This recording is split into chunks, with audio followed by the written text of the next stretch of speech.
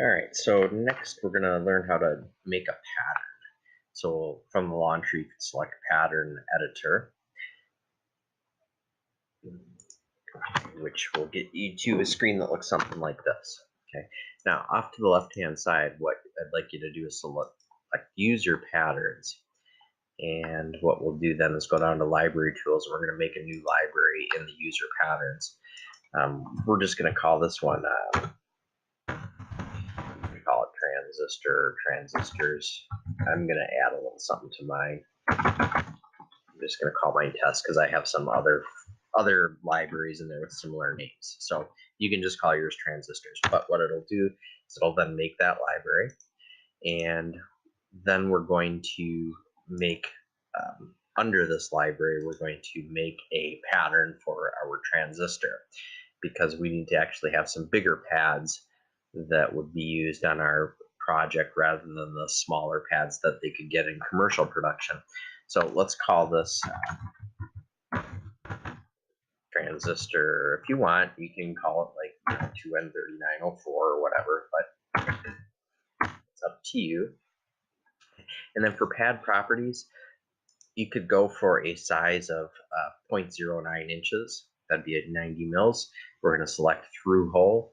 And for shape, doesn't matter. You can do oval or rectangle because we're going to be changing two of them anyway. I'm going to just stick with rectangle.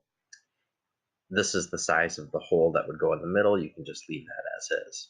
Okay. All right, next up here, we can select 0.1 inches. And that's going to be the distance between each of these dots right here. And if we want to place a pad down, basically what we're doing is we're showing it what we want our pads to look like. And we are also going to be determining the spacing for them. Okay, so notice down here, it made that part or pattern called transistor 2N3904.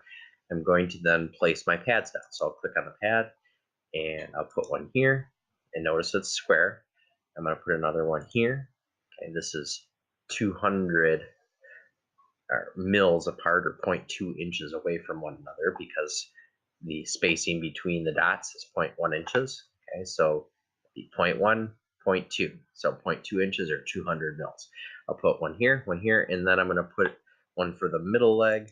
I'm going to put that right there. Now, we're going to want to know which pad is the emitter, so we're going to make one of the pads round. Okay, so here's what we'll do. We'll just, well, actually, yeah, we'll make this one round.